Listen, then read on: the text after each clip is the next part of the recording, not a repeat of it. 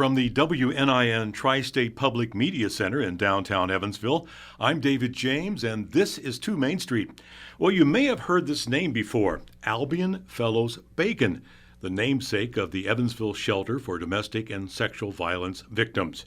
After her death in 1933, she was called the city's best-known and most loved woman.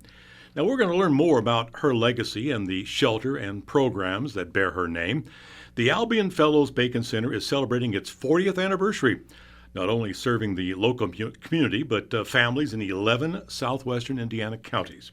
The shelter's story goes back to the 1970s and a group called the Evansville Coalition Against Domestic Violence. Over the years, the center grew from a small house purchased for, I think, about $33,000 to larger buildings, paid staff, and crisis services, including prevention, outreach, education, and much more. And here to start us off is Julia Kathary, interim Executive Director of the Albion Fellows Bacon Center, and later we'll hear from a local survivor who sought and received help from Albion. Julia, welcome to 2 Main Street. And now before we celebrate this 40th anniversary and hear about the future of Albion, let's go back in time. Introduce us to Albion Fellows Bacon. Quite a lady. Oh my goodness. Albion Fellows Bacon is a trailblazer. As an Evansville native, we should just be so excited and honored to speak of her 100 years almost after her death even. Before she even had the right to vote, Albion Fellows Bacon was really a volunteer, unpaid lobbyist. She, for 3 full years, would travel to the state legislature and sit in session. She never missed a day for 3 full sessions. This was before she could even vote as a woman. And she was, as an unpaid lobbyist, volunteer lobbyist, fighting for legislation here in Indiana to improve the housing conditions of the common person. So Albion herself was from moderate well-off means. She married young, but in her early 20s, she married a mercantile here in Evansville, and so she had 4 children. She was, considered middle to upper class, if you will, here in Evansville back in the early 1900s. But she was very engaged in the community and very moved by that. Not all humans had the same safe, sanitary living conditions and housing back in the day. In the early 1900s, there was no real legislation on the books back then across the United States. And so Albion was a real trailblazer. She was fighting for better housing conditions. And so for 3 full years, she was at the General Assembly, talking with the legislators, which were basically all older white men. But they couldn't ignore her. They could not ignore her. She was there every day. And she, of course, was also a published author. So she was very, very well spoken. And she just continued to make her case until some housing legislation was passed. And that was even before women had the right to vote in 1919. She was born in 1865, died in 1933, described as a municipal housekeeper, cleaning up slums and improving living conditions. Like you said, also a prolific author. Yes. She wrote devotional books, children's books, and poetry. Of course, the Albion Fellows Bacon Center celebrating its 40th anniversary. It's a safe haven for survivors of abuse. What kind of safety measures are in place there, Julia? Well, much like Albion Fellows Bacon herself was fighting for the living conditions of those less fortunate, that's really what we want to proliferate and to be her legacy here in Evansville as the Albion Fellows Bacon Center. We focus on working with survivors of domestic violence, sexual violence, human trafficking, stalking, and our safety measures include everything from a crisis line, 24-hour crisis line that's operated every day of the year around the clock, to crisis response out in the community where we will send an advocate to a safe and neutral location. It might be the hospital, it could be the jail even, the police department, the sheriff's department. We want to meet survivors where they're at, as close to the crisis as possible. And so we'll send out our team of advocates to meet a survivor in a safe location. We also have the emergency shelter where if someone doesn't have a safe place to flee or escape, then we will shelter them for a period of time. And then we're working with that family, not only the parent, the adult head of household, but also the children, to really help them with trauma-informed care services to help them heal and begin their journey to recovery. Now let's bring Sarah Nurnberger in here now. She's one of the survivors who helped at Albion Fellows Bacon Center. And Sarah, the safety aspect of it, that had to be very important to know that you were safe and secure at Albion. Yes. When I got linked up with them, it's just a way of feeling like you have that aided support and safety measure. I had my abuser in jail during the initial time period that I was involved with Albion, but we didn't know how the trial would pan out over the course of that year. So there was always that thought in the back of my head if he got out, and the safety components that these ladies at Albion just made you feel at home and safe. I know I've made some donations at the center, and it's difficult to find, which is probably a good thing. But when you get there, you have to go through some security procedures, a protocol, ring a buzzer and everything. Sure. They check you out, and I think you have to make an appointment to donate things. Yes, we are very public. We want to be friendly to the public, certainly, but we also want to be mindful that families who are in acute crisis are actually living in our facility. And it's their home, and much like none of us would want someone necessarily to drop by unannounced, particularly someone we may not know very well, and particularly if we're in a situation where we may be being stalked or followed or in danger. And so that's all. We just ask the public to just to be mindful of that. So if they stop by unannounced, they may be asked to make an appointment and come back. But we do want to be welcoming. We wouldn't be here 40 years later without the support of the community. And so we're not necessarily hiding. There's no stigma that goes along with someone who is needing our services at all. Domestic and sexual violence can certainly happen to any of us, and it does happen to any of us. So we're not trying to imply that survivors ought to have to hide or be tucked away from the community's view or anything like that. We're just being mindful that our location is a residential facility and families live there. We're going to hear Sarah's story here in a little bit, but let's go back to the facility itself. Now, we talked about that first small building, and then it expanded now. The current facility, can you kind of give us a tour? How many rooms, beds, staff? I got children's playground? Absolutely. Well, we recently expanded also with the help of the community. So we've added some office space. Now all of our entire team is in one location. We were kind of scattered here and around because we'd run out of room. We still do have an advocate located at Holly's house, and we have an advocate up in Gibson County. But the rest of our team is located in one location now, and we've added 3 family rooms. So we now have 12. We can house 12 families at a time. On occasion, we may ask families to double up, but and it's been 18 months now since the pandemic, so we've kept families in their own rooms, and that has limited the number of people we can serve on any given night. But we're making do. We're also putting people in the community out in stable housing as quick as possible. We're building out our services, but we went from 9 bedrooms, for our first 38 years to 39, almost 40 years, and now we're just now opening up 3 more family rooms in our facility. Now, you mentioned Holly's house. There's also the Albion Center and the YWCA. Now, do all these agencies work together? We do. It's so important for survivors to have a collaborative community working together, because survivors, really, and I always say this, a place to go to get immediate safety, like an emergency shelter, or to have a crisis advocate available, to respond when someone is in immediate crisis, is really important. But those types of services, the legal advocacy, the support group, those kinds kinds of things, the children's services that we provide, they're necessary, but they're not sufficient in a journey, the full journey of a survivor. So it's really important for programs and organizations to work together and collaborate so that a whole continuum can be built to strengthen a community and to give a warm handoff to that survivor when that person has journeyed through acute crisis intervention services and is ready for the next step. And so it's so important, our partnerships that we have with Lampion and Holly's House and the YWCA, because it really takes all of us to lock arms and to wrap around the survivor and their family during this time. Now, Sarah, I'm curious, how long did you stay at the shelter there at Albion?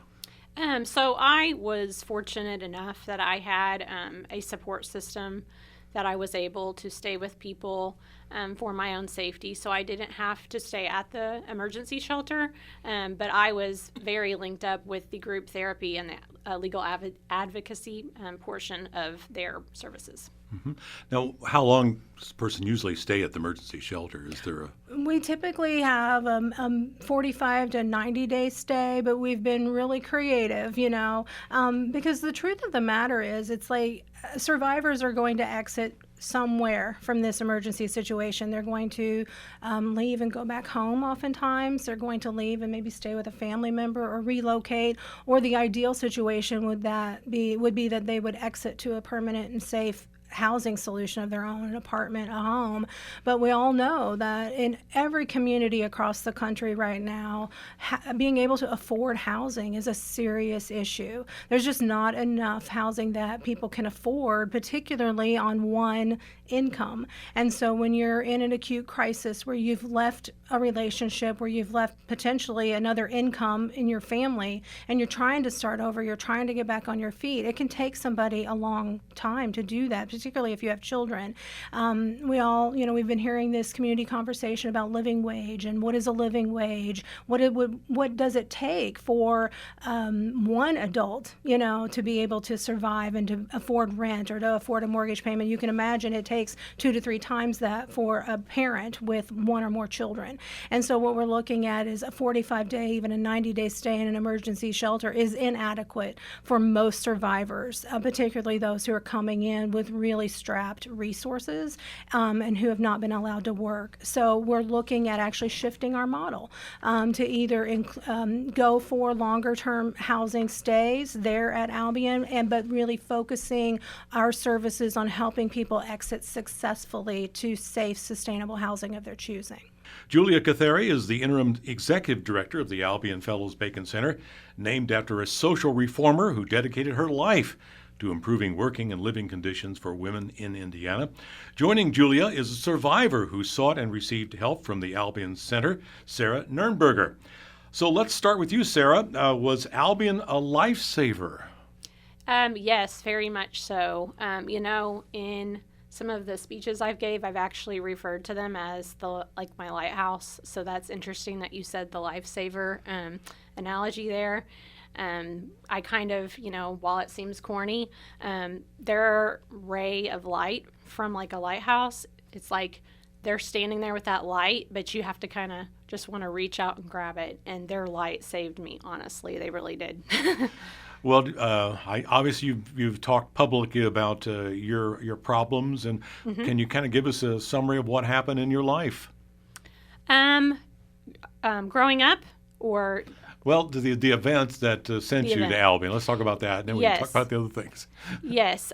So in 2018, I was in an intimate relationship with my abuser for about a year until early 2019 when I got linked up with Albion.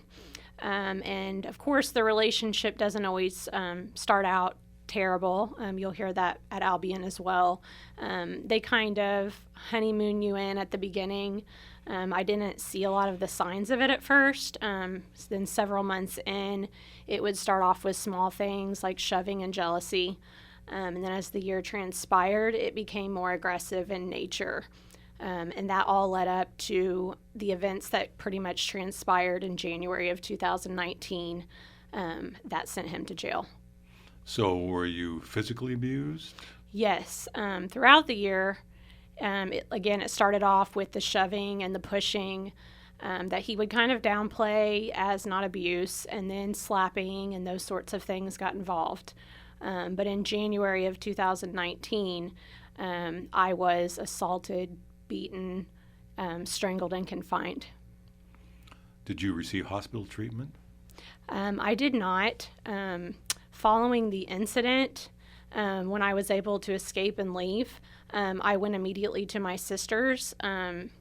I had been kind of in denial for a few months over it, and I was getting to that point in my recovery of realizing that, wow, I really am in a domestic violence situation. I remember pulling away to go to my sister's, and I looked in my rearview mirror and saw my big black eye. That was one of the most severe times that I had been assaulted by him, and it kind of sunk in. I was still processing it for a long time, but it sunk in that I've got to do something. This is different. So I went to my sister's for a while. He was making threats to my family that he was going to go hurt them. So it was a thing where hospital, although that sounds terrible, treatment to put on the back burner. Those first several hours were crucial as to me figuring out safety, where I can go to be safe, with who, how do I report this so that he won't come after my family and my loved ones. It was the safety component for me, so I didn't go to a hospital, no. Did he express any remorse for his actions? No. Honestly, still to this day, he has never shown remorse in court. He led on to believe that he was remorseful, but I've known him off and on since college, and many of these abusers are narcissists, and they're very manipulative. And he was very manipulative in the relationship throughout the court trial, and he appeared to be remorseful, but I don't know how to say this for lack of, not very sympathetic to him, obviously, but it seemed very put on. Mm-hmm. So did he plead not guilty to go to trial? He did. He was acknowledging that he hit me, but there were certain charges that he felt that he didn't do. They actually offered him a plea deal at one time that he was going to be given the bare minimum. And actually, if that had happened, he would be out on the streets right now. So the way it transpired was just meant to be, honestly. But the judge that I had, the female judge that I had, I felt like she was backing the story, the situation, while she was taking everything into consideration. At his plea deal hearing, she actually didn't find a factual basis for what he was saying and trying to agree to what he thought happened. And she said, no, this is going to trial. Well, I'm curious, when you decided to press charges, what was that process like? Do you feel like you were treated fairly by law enforcement and the prosecutor's office? Absolutely. People have mixed feelings sometimes about those things in the reporting process. But for me, I had a very positive experience both with Albion, with EPD, with the prosecutor's office who worked with me very closely, as well as Albion. It was all an experience for me that, as I told Julia last week, really that whole journey is how I transitioned from victim to survivor. The officer that came to get the report from me when I turned him in, honestly, there was many things that saved my life, but that was the first lifeline, the first lifesaver that you referred to, that kind of got thrown to me, that clicked in my head like, I'm going to do this. This needs to there's something needs to be done. It's not okay. Now, Julia, every story you hear probably is heartbreaking, and I'm sure hers is typical. Can you share any more stories that you can let our audience know about the people that you serve? Yeah, I think when I heard Sarah's story the first time last week, she'd been working with Albion for many years, but she and I just learned of each other and met last week, and I want to thank her for coming with me today. You're right, there's so many stories like Sarah's, but they're each individual and unique, and yet have this very common thread that runs through them, in that harm doers or abusers are manipulators. they can be very charming, very charismatic as a weapon against the person they're doing harm. And when you think about power and control, people use all kinds of tactics, but the purpose is to get power and to keep control. So they may use things like emotional manipulation and jealousy, name calling that could escalate into physical abuse, such as what Sarah suffered, financial abuse, sexual abuse, and then once the survivor leaves, it may turn into stalking type behavior to get that person to come back or to keep them under their power and control. But over the almost 30 years that I've done this work, there's been thousands of survivors, innumerable really at this point, that I have worked with. I used to do the crisis response here in Evansville, where I would go to hospitals, go to the police station, and meet with a survivor, a victim at that point. Sarah, that's a really good point at that time. They may not feel like a survivor yet. So, Sarah has a wonderful point about how she can recognize the moment that she stepped from being a victim into her survivor journey. Let's talk about that moment when you realize that, okay, I've got to take control of this. Yeah. Mm-hmm. Well, kind of as she said, it really is a process. It's not an overnight thing by any means. At the beginning of it, even turning him in, I was still very much a little bit in denial as to I'm a victim of domestic violence. Growing up with, I've had a fairly decent normal upbringing where you don't think growing up, I'm going to be in a situation like this. I never saw myself in a situation as this. And as Julia said, it can and does happen to everyone. It doesn't discriminate. So laying there on the floor that day after he had assaulted me, it kind of sunk in, wow, I'm a victim of domestic violence. Like that day it sunk in. And within weeks of that, I was still processing that through the group therapy there. I was still processing, I'm a victim of this. But throughout the process, and I don't, now that I feel myself as a survivor, I kind of, when I think of the term victim, like she said, we almost like to use the term survivor, but there is a process of it, and you get to that point through various things. For me, it was that whole legal journey of that year, and having the support of Albion along the way, going through to group therapy consistently, going to the legal proceedings with my advocates from Albion, and then when I took the stand, while that was one of the most terrifying moments of my life, that and the victim impact statement that I gave at his sentencing, those were the days that I felt like I'm a survivor. I'm not a victim anymore. Now, when you were in the courtroom, was the suspect in the courtroom while you were telling the story? Yes, he was. Yep. Was that intimidating to you, or did you feel empowered to tell your story up there? It was a little bit of both. I know you're getting very emotional here. Yes. No, I'm fine. Okay. It was a little bit of both.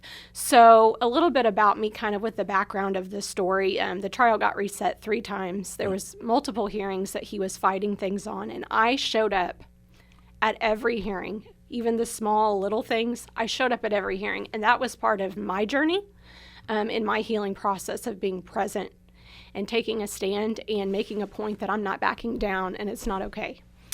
So it was terrifying. I had never taken a stand. That's not a normal common thing that most people do. I actually did reach out to Holly Dunn for advice. When you take the stand, what's something you can do before you take the stand to kind of help you? Now, Holly Dunn, of course, the survivor of the railway killer who was executed for all of his crimes, Holly Dunn Pendleton. We've had her on our show. She's written an incredible book called Survivor, and I know she's an advocate and she speaks all around the country She's about the founder this. of Holly's House. She is that's right. She's the namesake of Holly's That's right, House. yes. I'm sorry, go ahead. When you're talking about you talked to Holly. Yes. So just resources in the community, because honestly, my family was a good support system for me, but what Albion did for me is my family did not know and experience domestic violence.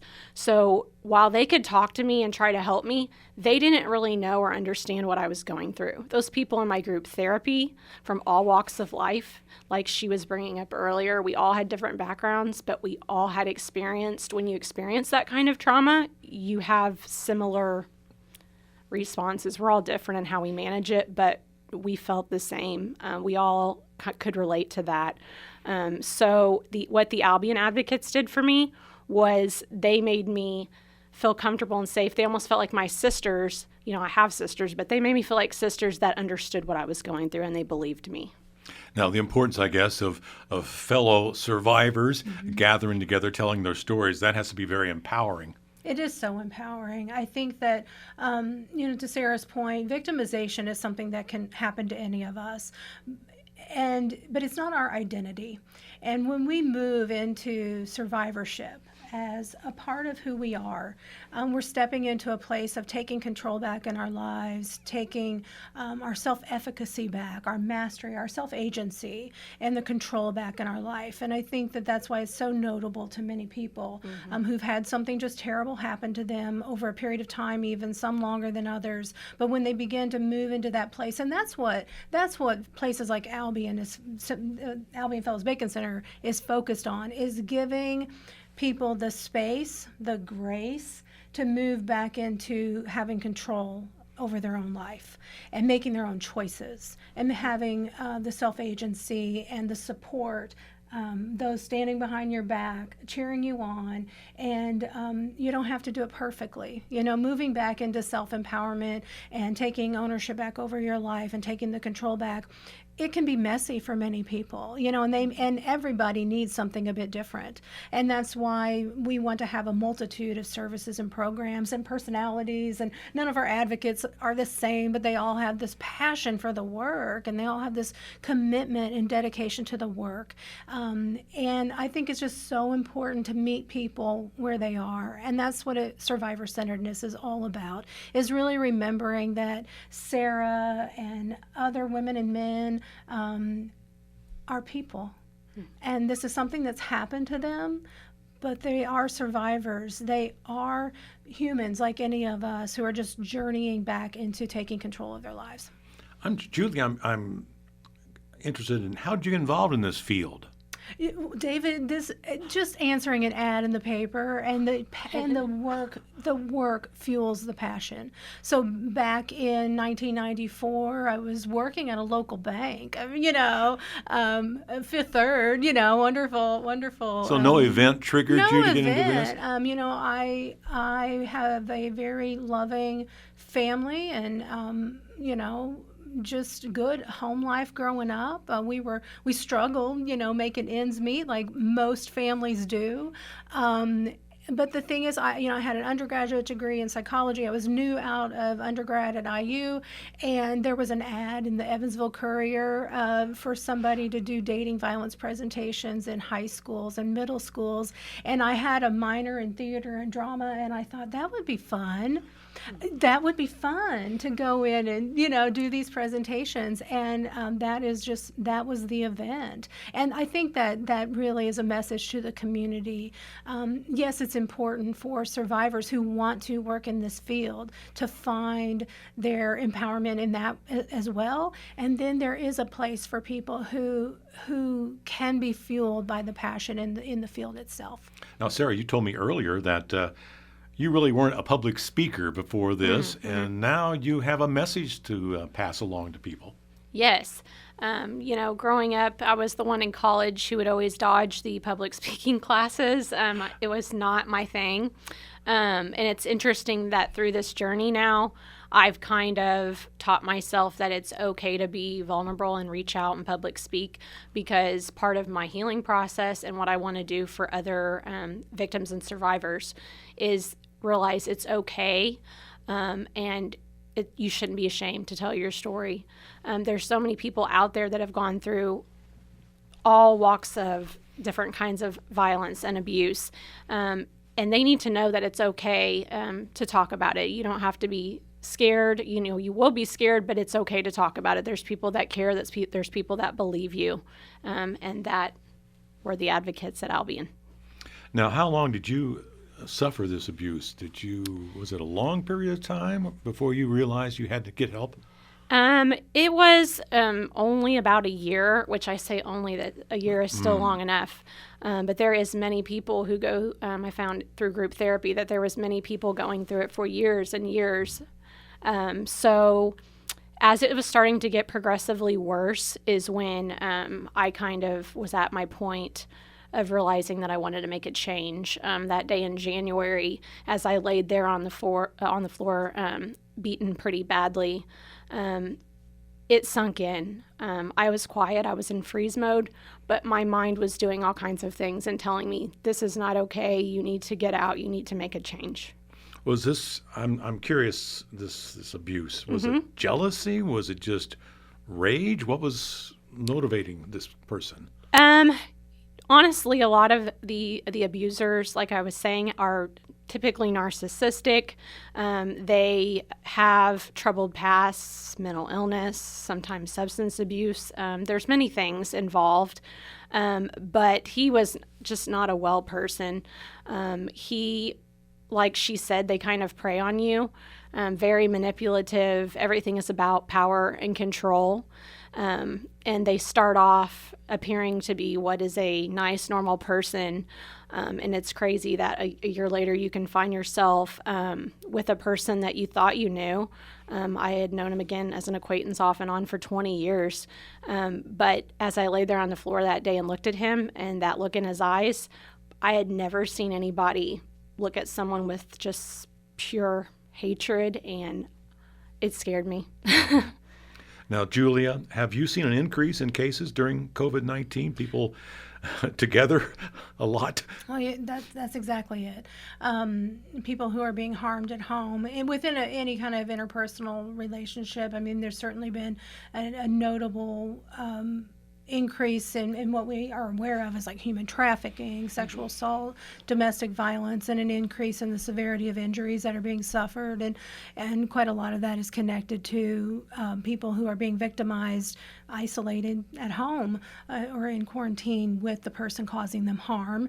And then to Sarah's point, oftentimes people who are using power and control to do harm against someone else, they're going to do that regardless if they have a substance abuse issue or a mental health issue. Those things they do aggravate the situation.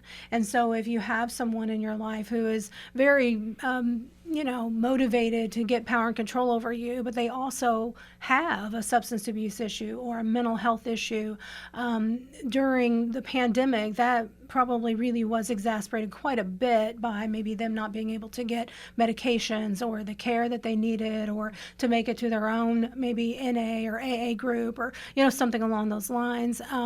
And so all kinds of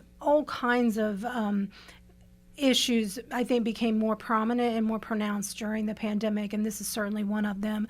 We've had across the country, not just Albion, we've had a much greater increase, particularly in crisis calls and the level of crisis calls. So much more someone's life in danger, calling for help. And that has not only put a stressor on the helping system, but also the advocates in the direct service line, just much like healthcare workers, with those acute crises coming all the time the last 18 months. It's been nonstop for our healthcare workers and emergency departments and hospitals being overrun. And we're seeing that in programs and services like Albion that are doing crisis intervention work. So we're having not only much more calls for service, calls for shelter, certainly then having to keep people isolated within shelter. We haven't been able to house as many families at one time, so we've had to be more creative, in how we use services out in the community. How do we house people temporarily out in the community in very quiet and private ways?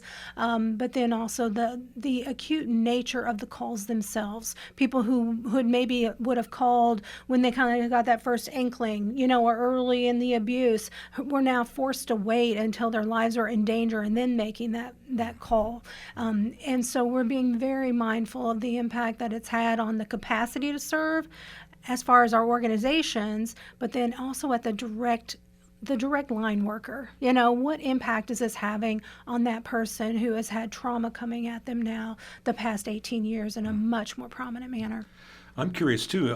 Now, we're celebrating the 40th anniversary of the Albion Fellows Bacon Center. Before Albion, what was the situation? What was the fate of these victims? What was their situation back then? Well, goodness, really, what was known as, and I don't like this term, but what was known as the battered women's movement back in the 60s and 70s, that was really the birthing moment for programs like Albion Fellows Bacon Center. And the first emergency shelter here in the United States, I believe, it was established maybe back in the late 70s out in Pasadena, California. Now, Albion was established here in 1981, so Evansville wasn't that far along in the game to get into the shelter, programs to provide to survivors. But back then, there were more animal shelters before then, that were even available to humans, and more laws on the book. And I certainly think that animals should be protected. So that's not me doing a comparative. That's just me saying, my goodness, it's taken us a long time to understand that there are humans being hurt by other humans, and there are things that we can do about them.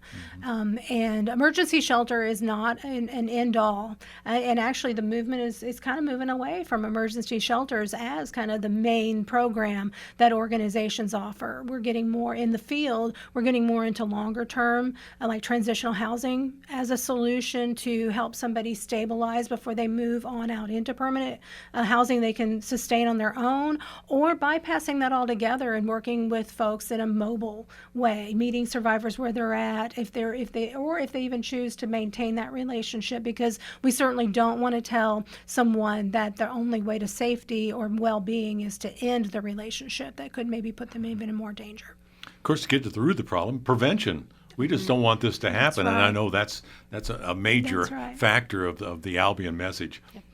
Absolutely. Preventing is one thing that, there's eliminating and there's intervention, and then there's prevention. And so we have a whole prevention program that's designed toward working with folks, working with the community, particularly youth, in educating, training, but giving them options to doing harm against another human being. And so our whole goal would be that harm doing would become rare in our society, in our culture, and that's our goal. Now, we have some troubling statistics to pass along. 1 in 3 women and 1 in 4 men have experienced some form of physical violence by an intimate partner. Does that surprise you, Sarah? No, now I would say it doesn't. Back before that abuse happened, I'm probably might have been a little shocked by that. But I also work in the social work field, so now just hearing those stats, it is alarming, but I believe it because there's just so much going on that we don't even realize. Some people don't believe it's abuse, or it's not reported, or we don't know what's going on, that it could be even different numbers than that, honestly. The social work field, what do you do? I am a social worker for a pediatric clinic in town. So You're a social worker, and you're involved in this violence, which is part of your training probably as a social worker. Yep. To be alert to that. Yes, we have various trainings actually on domestic violence. We had one recently from Albion. So we are constantly getting those trainings to make sure we're looking for signs of abuse in children and with the families, the moms and dads. So that is a component that we definitely are trained on and look for as well. And you certainly have a story to underline all of this training. Yes. Personally going through that experience helps you to be able to kind of pick up on some of those signs that you see in patients that you meet with. So yes, that has definitely aided with that process. So. Do those numbers surprise you, Julia? Well, having worked now for, almost 30 years in the field of domestic and sexual violence intervention and prevention, no, they don't, because I think what is surprising and what can be disheartening is that the numbers haven't gotten better in the last 30 years. They've almost gotten more prevalent. The reporting is probably better. That is true, and so you have to look at it that way. More people hopefully are reporting, but to Sarah's point, there's still probably, for every one person reporting, there's probably 10 to 20 who aren't. Right. And so we just have to be aware of that, which is why getting the word out for services and for talking about the dynamics of harm is really important, so that people can identify it when they see it and can know where to go get help. A lot of information on the Albion Fellows Bacon Center website, and I think one of the paragraphs I got from there Domestic violence described as a pattern of behavior in a relationship that is repeated again and again to maintain power and control over an individual. Abuse can be physical, sexual, emotional, economic, or psychological, intended to frighten, intimidate, terrorize, harm, blame, or humiliate someone. That's a lot. It is a lot. It's a lot going on there. Yeah. Another shocker, every 92 seconds, another person experiences sexual assault. And sexual violence is a non-legal term that may refer to sexual assault, rape, attempted rape, unwanted sexual touching, and sexual abuse. And often there are secondary survivors impacted by the abuse of a loved one. Let's talk about these secondary survivors, the families who are drawn into this. Absolutely. The children. The children. And I think that's where my mind always goes first, is the children in the home. So the children in the home may not be experiencing firsthand being physically abused or even being the target of emotional abuse, but just by witnessing the violence and the abuse. And when I say violence, I mean the overall dynamics of the abuse and the harm doing. It's not just physical violence at all. And so when you think about that, if you're a child and you're witnessing that, you are also experiencing that. So whether you're the target of the power and control, you're still being impacted by it. And it's so important to be able to provide interventions and support services to children who are witnessing abuse in the home. And then the families. I mean, to Sarah's point, where she went, where she fled to was her family. And that is common. It's the most common thing in the world for us to go to our family, reach out to those closest to us for help and aid, and certainly solace and a place to find harbor. And so that is where we're going to go, and abusers know that. And so that's why safety planning is so important, particularly for people who are leaving, exiting an abusive relationship, even if it's for a night. It can actually escalate the desire and the motivation on the abuser's part to get that power and control back. So they may follow, they may stalk someone. And the first place that they often look is a close family member, a close friend, a workplace, a church that they know that their victim attends. It's where would I find this person, and that's where they go first.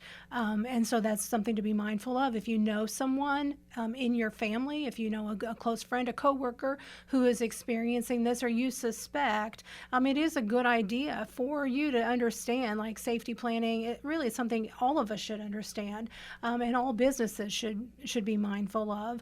Churches as well, is like what to do if someone that we care about is being harmed or potentially being harmed, to be as safe ourselves in this situation. Now, Sarah, there were no children witnessed the abuse against you? No, I do have a 10-year-old daughter, but she was not present for the abuse. But how has this affected her and your other family members? My family, as Julia said, the abuser does a very good job of trying to cut ties from your family. So during the year I dated him, he made it very difficult for me not only to be close with people in my family that I am very close with, as in my mother and sisters, but he made it very difficult and would even taunt and ridicule me with my own child. I kind of came to a point as a mother that I had to do what I had to do to make sure she wasn't present and keep her safe, and that was one of the hardest parts of my journey. Was our first job as mothers is to keep our kids safe. So that was difficult, but he would make sure he would do everything possible to make sure I wasn't spending time with my kid. And then when I would come back, he would say, I don't even think you want your kid. He would say really awful things to basically make me feel like I was not a good mother and didn't want my kid around, when in all actuality I was keeping my kid safe from what she was going to witness if he was present doing those things with her around. Wow. Now, very important information is on your website, what to do and what not to do if you suspect abuse. So how do you start that conversation, Julia, with a loved one who may be an abuse victim? I think the most important thing that somebody can do when they're reaching out to someone they care about who may be victimized by this type of harm is starting with, I'm concerned. I see you. These are the things I'm noticing. I believe you. It's so important to take the stigma out and the judgment out of any kind of conversation. The truth of the matter is, I think a lot of us would want to say to ourselves, oh, if I was in that situation, this is what I would do. But the truth of the matter is, unless you are in that particular situation, even if you've been victimized before, unless you know and you're experiencing firsthand all of the circumstances involved in this particular individual situation, you don't know what you'll do because you're not in that particular situation. So removing the stigma, removing the judgment is so important. None of us should feel stigmatized. Sarah should not feel stigmatized because this happened to her. Even being a social worker and being well trained, she should not feel any stigma or judgment from us in that, because this can happen to any of us. It really can. It really can. And so it's really important to treat this other human being like the human being they are. Meet them exactly where they are. Believe them. They don't have to prove anything to us. If there's an investigation that needs to happen because criminal acts have occurred, then let's let law enforcement do that. Let's stay in our lane, right? And individuals, when you're when you're approaching a family member, a friend, a coworker, remember that trying to investigate and prove this is not your job. Your job is to be there, offering support, offering connection to a place like Albion, to a place like Holly's House, Slampion, the Y.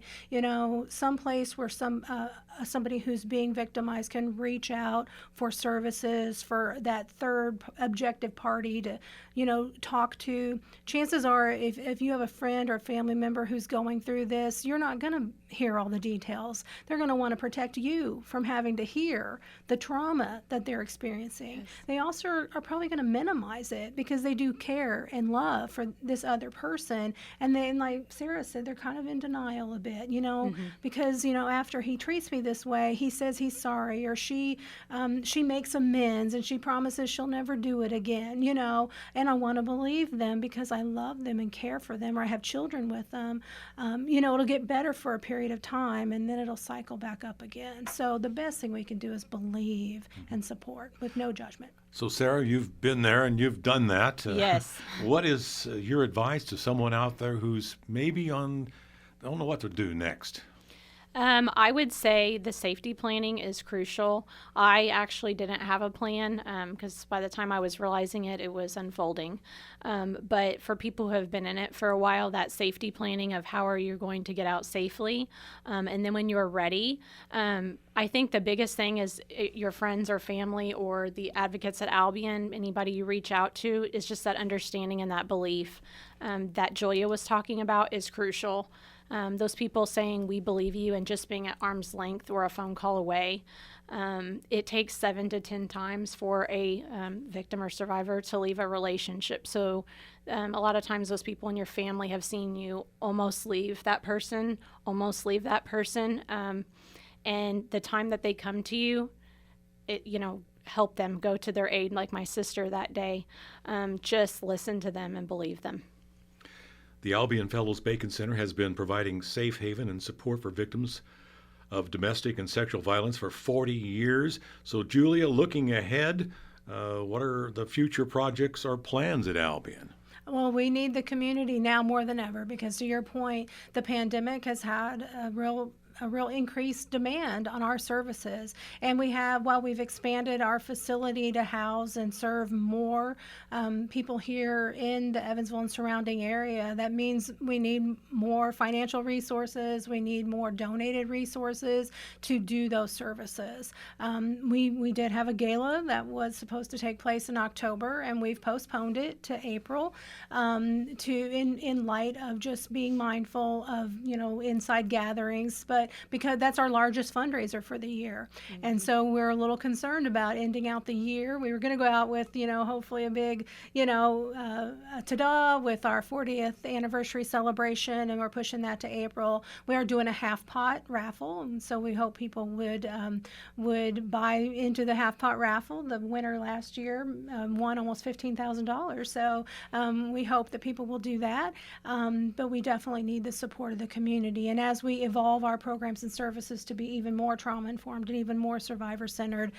We'll have lots more volunteer opportunities and lots more opportunities to donate items and all kinds of things. I think it's also important to note this is not just an Evansville-based No, it is operation. not. No. You reach out to a lot of counties. We really do. Really, the 11 counties across southern Indiana. We're going into, the schools and doing our prevention programs with the youth in those communities. We also have advocates that go into those communities, and we partner really, really strongly. So there's Crisis Connection in Jasper that we're good partners with, and we kind of, Du Bois County is one of the counties we serve, but they're located in Jasper, so we want to be, we try not to duplicate services. So Albion and the Y are really the emergency shelter programs here in southern Indiana. There's other types of non-residential services, and that's why that collaboration and partnership is so important. If someone listening to this program needs help, what do they do? They could call us, they could email us, they could Facebook message us. We're there 24 hours a day, and really just reaching out to us. Our website is albionfellowsbaconcenter.org, and they could call our hotline. This is what I'm going to show my roots here. I'm like, it's 812-422-5622. I haven't said that in a while. Our business line is 812-422-9372. But really, 24 hours a day, we can be responsive, whether it's by the phone or text or email or however, in person even, if that's necessary. And Sarah, I'll give you the final word here. How important is Albion Fellows Bacon Center to this community? They are a crucial part to Evansville here and the surrounding counties. It is an organization that literally, it saved my life. And they help so many people, and I just want to say thank you to your organization for what they do, because that process, I may not even be sitting here today if it wasn't for that organization. My guests have been Julia Kathary, Interim Executive Director of the Albion Fellows Bacon Center, and Sarah Nurnberger, a survivor who has bravely shared her story with us. Thank you. Thank you. I'm David James. This is 2 Main Street, presented by Jeffrey Berger of Berger Wealth Services at Battered Private Wealth Management.